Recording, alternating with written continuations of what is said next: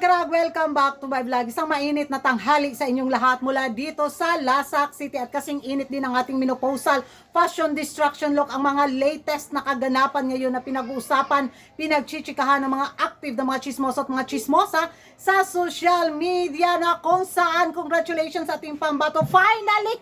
Nakapasok na rin sa top 5 si Chelsea Manalo doon sa kanilang fashion show part 2 ba? Gabi sa Vietnam na pa-outfitan galore nila. Grabe, sa wakas, napansin na rin yung pambato natin. In fairness dito kay Ecuador ba? Yung katabi bitaw ni Chelsea Fernandez, gwapa kay siya no, ang sarap nito ilaban sa Miss Universe. Pageant yung beauty niya. Pang model kay siya beauty mga karag-karag. Siya talaga yung nakaagaw atensyon sa lugupahan ni si Ecuador. So eto na nga mga karag-karag. Nako, hindi talaga nagpapatalo sa mukbangan galore, sa Inglesan galore, sa vocabulary, cell membrane ng ating pambato. Sa kanilang latest summit, ano ba yun? Nalito ako mga karag-karag. Bakit naging format na ng Miss Earth ang Miss Cosmo pageant? Bakit may mga pagganito na? Siguro sa pa-advokasya nila ba? Kaya yun. Pero parang, ano to Miss Earth? So, habang nakikinig at nanood ako sa naging pa-speech ni Chelsea Fernandez mga karag-karag, nako, kung hindi, alam ko na panood na ninyo. Kung hindi kayo busy sa mga ganap niyo sa buhay dyan at nalitin kayo kagaya ko, nako, watch this. Hi, Philippines! Okay, by the way, that video was awesome. But my question is, what measurable economic growth, such as fish catchings or increase of crab populations, that your mangrove area has generated ever since the start of the restoration? Well, a lot. But first of all, Philippines is a home to more than 7,000 beautiful islands. And in that beauty comes a reality of facing typhoons. We all know that natural disasters cannot be stopped, but the calamities that we are experiencing right now are intensified by extreme floodings and, of course, our apathy towards nature.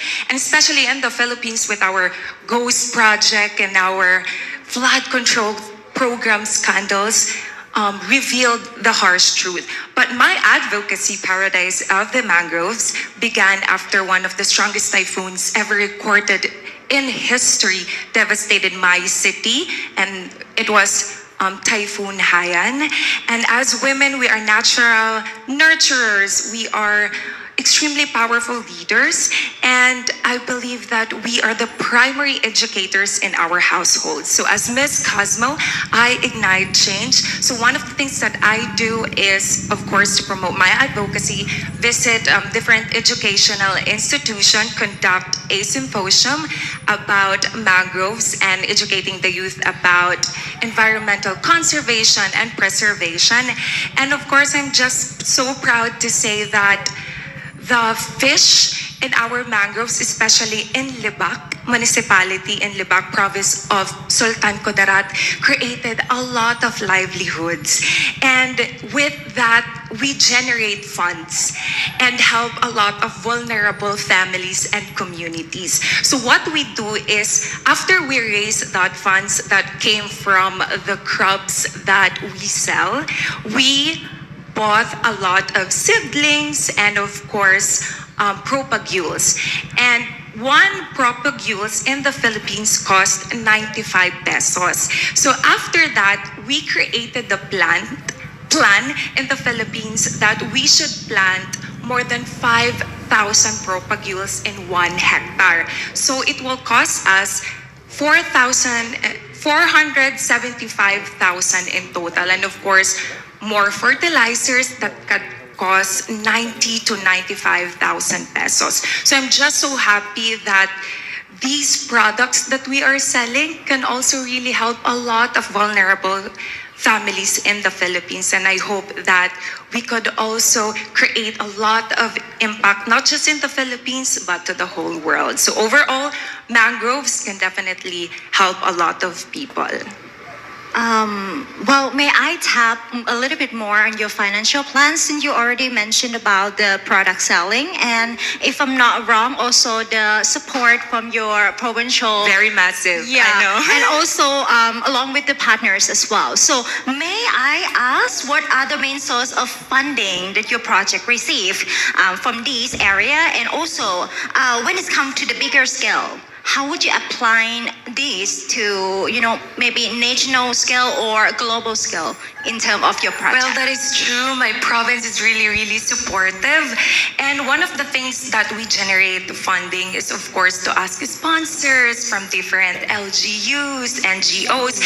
And aside from the Sultan Kudarat, I also partnered with the city of Tacloban and, of course, the municipality of Gubat, Sorsogon.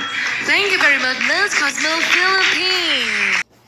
So yan ang mga karag-karag, narinig na ninyo, grabe na, minukbang yung mic sa pati wire ng Vietnam ni Chelsea Fernandez. Ay, kaya ng cell membrane ko yung pa-speech galore ni Chelsea Fernandez. Ang tanong lang nito mga karag-karag, naintindihan kaya ng mga judges yung pinapuputak ni Chelsea Fernandez, pero kasi parang, I'm not sure ako doon sa last na nagtanong, at pati sa kanilang reigning queen.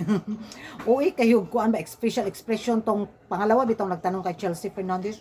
Ano kasi? Yun yung magiging reaction ko mga karag-karag. Grabe, no? Pag ito si Chelsea Fernandez matalo dito sa kanilang summit na pa-advokasya galore, ewan ko na lang mga karag-karag. Di ba kung matandaan natin, nanalo si Chelsea Fernandez sa head-to-head challenge sa Miss Globe? Kung mali ako, comment down below ha. At dito nga sa pa-Miss Cosmo niya, na speech advocacy ha. Loy, klaro kaayuhanay kay ang iyang pagkakuan. Pagkasabi bitaw yung pag-explain niya sa mga judges. So, depende na lang talaga yan sa cell membrane ng mga hemoglobin ng mga judges kung kuha nila yung naisipahiwatig ni Chelsea Fernandez. Dahil kung hindi, bugo gyud sila parehas ni Coragan.